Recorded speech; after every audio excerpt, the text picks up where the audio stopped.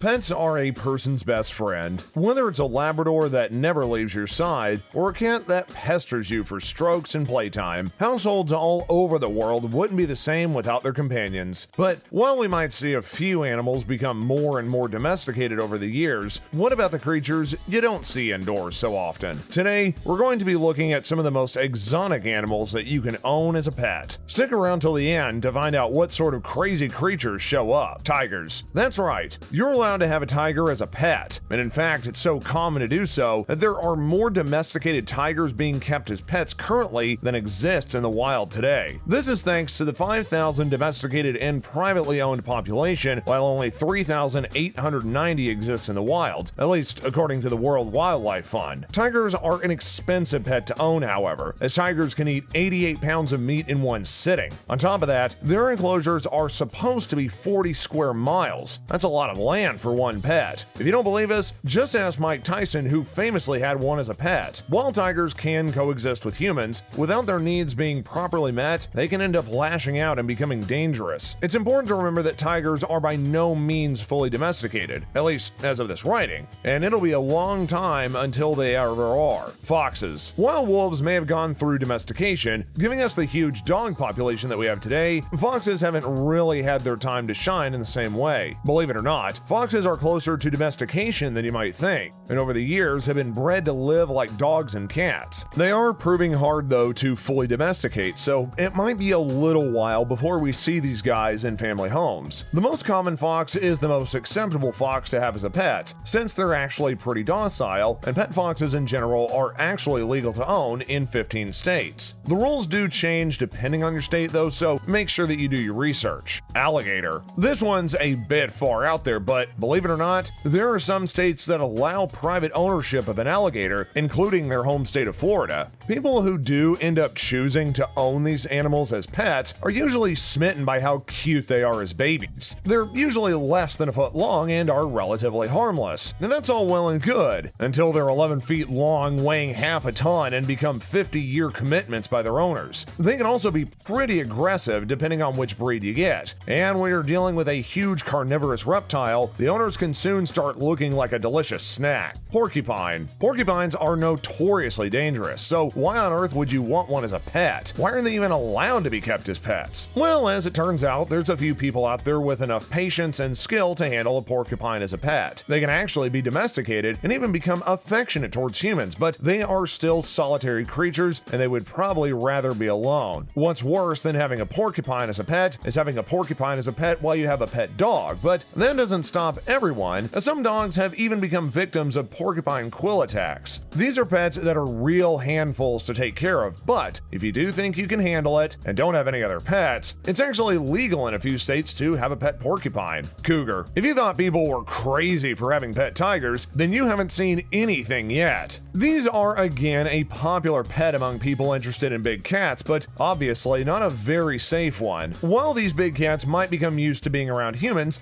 and sometimes even affectionate towards them, it is important to know that cougars can't ever be truly domesticated. You might think that this fact alone would make it impossible to keep them as a pet, but the law seems to disagree, as some states will even let you keep a pet cougar in your home. While big cats like this can seem cool to own, it's important to always remember that even if they're used to human contact, they're still wild animals at heart and should always be treated as such. Bears. That's right. Right now, a dozen US states have no problems at all with you keeping a bear as a pet, but this will probably be changing soon thanks to the Humane Society's efforts towards making this practice illegal. While some bears have been known to become affectionate towards their human caregivers, there are countless stories about bears that have snapped and ended up attacking their owners out of nowhere. It could be a split-second decision, but bears act more on primal instinct than anything else. If they feel threatened for even a second, they will defend themselves, and I doubt there's a single person who'd stand a chance against a full-size bear. If we haven't made it obvious enough, having a pet bear, while legal, is a terrible, terrible idea. Monkey. If you're a parent who misses the years of their child being innocent and not being able to speak while somehow managing to crawl into every small space in the house, a pet monkey might be the right choice for you. Oh sure, monkeys are cute and they remind us of little humans without as much sense, but they are a huge undertaking nonetheless. This usually ends up meaning about 40 years of nappies, constant attention, and sudden fits of rage whenever something doesn't go their way. While it might sound a bit out there, monkeys have actually been a reasonably popular pet, with even Michael Jackson famously having a pet chimpanzee. We can only imagine the amount of cleaning up a monkey of that size would require. Sloth. The sloth is probably one of the cuter animals on this list, and its speed, or lack thereof, might make you think it would be an easy animal to take care of. Well, you'd be wrong. Sloths are actually very high maintenance creatures and are used to wild tropical habits. If you're planning on having a pet sloth, then you're going to need to figure out a way to replicate that system. Even though sloths are legal to own in several states, the Sloth Conservation Foundation doesn't recommend it. They remarked that you shouldn't mistake their slow moving for comfort, as they're actually doing it as a defense mechanism used when they feel under threat. This could easily create confusion and stress for the sloth if their defensive stance is met with an affection, making life even harder for them outside of the natural habitat. I think I'd listen to the sloth experts on this one and leave these guys in the jungle. Skunks. I am sure we are all familiar with skunks, and some of us will be more unfortunate enough to be familiar with the smell. So why on earth would you even want one as a pet? Well, domestic skunks are actually quite common, being bred in captivity and having their scent glands removed at a young age. Some animal rights activists think this practice is inhumane, as it would mean the skunk wouldn't be able to survive in the wild, but skunk owners would disagree. Their main argument is that if a surprisingly energetic little guy like the skunk is getting all the attention and food it needs at home, why would he ever run away? In fact, skunks are legal to own as a pet in 17 states. Llama. Now, you might be thinking, why would you ever want to own a llama? Well, there's actually a few answers to this question. First of all, llamas are actually considered as therapy animals, and they are loyal, affectionate, clean, and quite low maintenance, given enough space. They're herd animals though, so if you want a pet llama, you're better off getting 2 or more. These personality traits are all good and well, but they actually have a practical use, as llamas are deemed better than guard dogs at warding off predators and, presumably, robbers. Let's face it, if you plan on robbing somebody, it won't be the guy with a herd of llamas protecting his front door. Kangaroos. Owning a pet kangaroo, while legal, is relatively frowned upon by many animal rights activists. This is due in part to the fact that they have become more of a fad pet, as more of them made their way to the US from Australia to be able to kept as pets. And what happened is that many people didn't know what to do with them. This ended up leading to a lot of unfortunate and completely avoidable kangaroos dying in the hands of unprepared owners. Wallabies, which is the kangaroo's smaller, more docile brother, are a bit more common in the pet world.